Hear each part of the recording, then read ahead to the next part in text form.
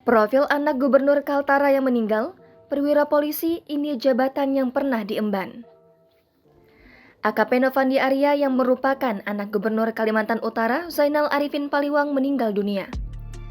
AKP Novandi Arya adalah putra sulung Gubernur Zainal Arifin Paliwang. Novandi meninggal dunia di Jakarta diduga akibat kecelakaan tunggal. AKP Novandi Arya adalah anak pertama dari 3 bersaudara.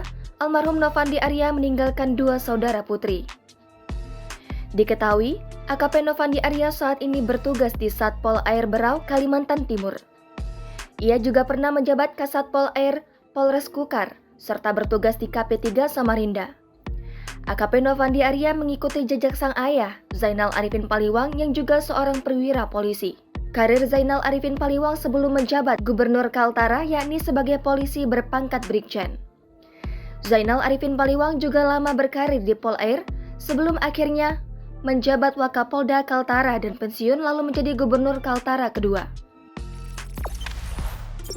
Jangan lupa subscribe, share, komen, dan like ya!